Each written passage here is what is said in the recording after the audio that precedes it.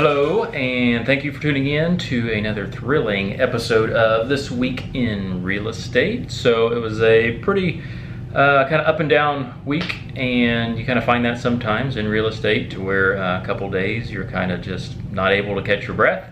Then a couple days you can, and you're just wondering, okay, what's next? What can I be doing? So that's the way this week has been. And so last day or so, it's just been like plugging along, getting my stuff done, and then wake up this morning, check the emails, check the calendar, and we're off and running for the next couple days. So that's just kind of the life of a real estate agent. But and then especially with the way the market is, when a new listing comes up, you got to go right now. And so that's what we do. We have to rearrange things on the fly a little bit to get our buying clients in these homes so they have an opportunity to see it before it goes pending, and maybe even get an offer in. So that's kind of the overview of the week. So onto the market report. Delaware County, kind of similar numbers as last week. So there's 63 active listings and 125 pendings.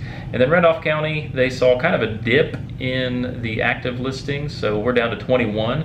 And I think, the last couple of years I've been doing this, the low has been either 16 or 18, so we're kind of flirting with that low number currently.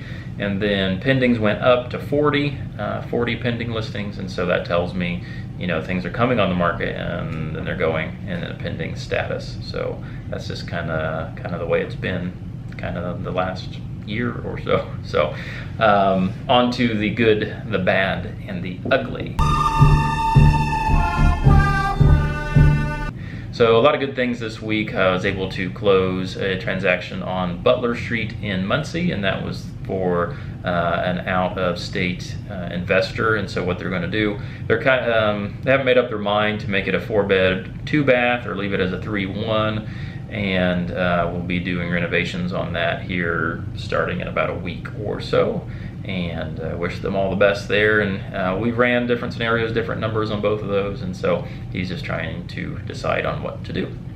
Wrote a couple offers that didn't make it through, so wound up where I think we were one of 6 on one, and then I kind of forget how many were on the other ones. So it's good that some properties are coming up, but it is sometimes a challenge to get those accepted. We wrote very good offers. It's just somebody wrote, at least one person wrote an even better one in one way, and we don't know exactly those, but like I said, from the other agent, they were talking, we wrote a very good offer. It just didn't make it. So been also working on a couple what we call BPO, broker price opinions, and we do those from time to time, kind of consistently now, where people are trying to make decisions, either hear a quick decision or just saying, okay, within the next year or two, if we decide to do this, what are we going to do? And we basically go give them an overview of market value and what's been going on. So I've been getting quite a few calls for those.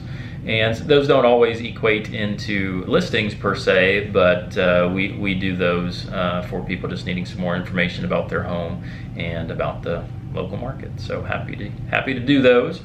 And then started to work on a listing for next week, so that will be in the coming up section. So that will be fun, really nice home. Excited about that one. And then another transaction we have going on now just went through inspections. And I know kind of the popular thing to get your offer accepted these days is to waive those inspections. And I leave that up to the individual client, but there are very, very few situations where I kind of recommend that. I really can't think of one that I can, unless the buying client is just going to go in and flip it, and he himself or she herself went into the crawl and know what they're looking for. But I can't say to get your offer accepted to do that, to waive inspections.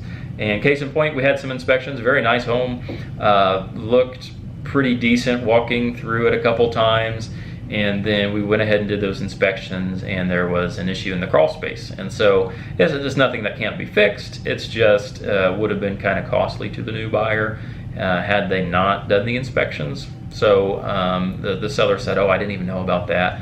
Yeah, let's go ahead and get that fixed." And so, I mean, gets worked out in the end, and there's no surprises like that. So do your inspections, folks. I know you really want that home, but let's talk about inspections in depth. So, and then obviously you make that decision yourself.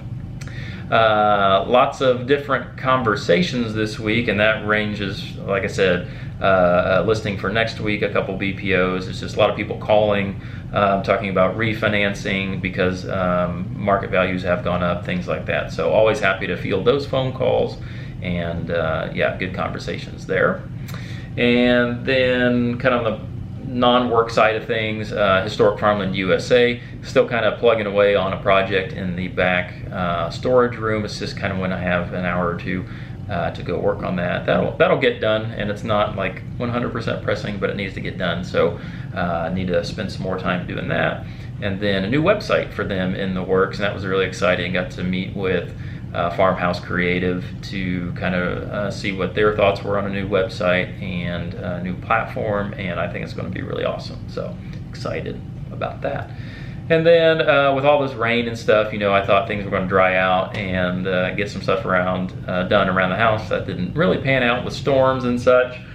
Baseball practice outside have been canceled because of that, so just kind of waiting out the rain and hopefully dry up here pretty soon. And then I think I mentioned this before, I do drive around quite a bit and listen to the radio a little bit, but mainly kind of different podcasts and such, and found a new podcast this week, and it is called, let me see what it's actually called. It is called Louisville Bats Franchise at 40. So if you didn't kind of know my backstory a little bit, after graduating from IU, went to Louisville, Kentucky to work for the AAA baseball team there, the Louisville Bats, and they are the farm team for the Cincinnati Reds. Did that for 7 seasons, and very hard work, but I loved it and loved the people there. And so that franchise is turning 40 this year, and it will be year 20 or 21 in the stadium that I worked at. And so the Bats radio host, Nick, is interviewing, some long-standing people within the organization and doing that. So it's always fun to hear from the people you used to work with, and different stories, new stories I hadn't heard about, back in when baseball came back to Louisville in the early 80s, and how that transition happened, and then the new stadium build and dedication in 2001. And that was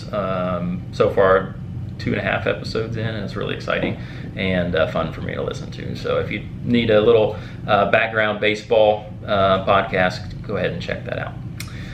The bad, still just, that inventory is not there, and so it's kind of a struggle to find what people are looking for. So I've been beating that drum for a year and a half, 2 years now.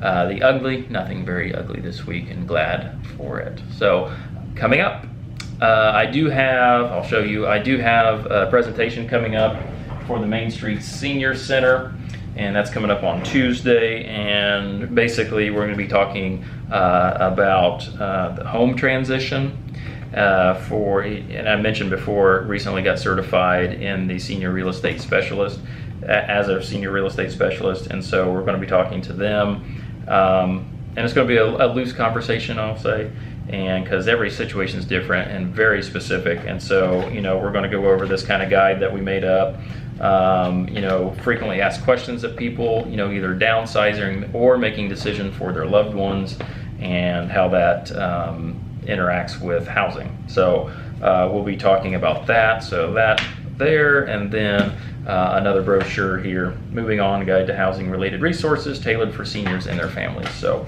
excited to present that information coming up on Tuesday.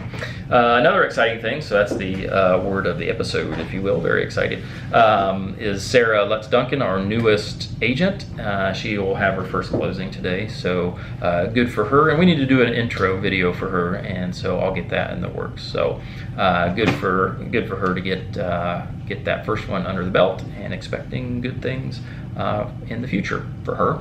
And then also coming up, I got a couple phone calls this week about properties in I will say, difficult family circumstances, and so we're going to go in there and try to help them determine kind of what course to take when it comes specifically to the home, and kind of some tough conversations sometimes, but we have 2 of those coming up.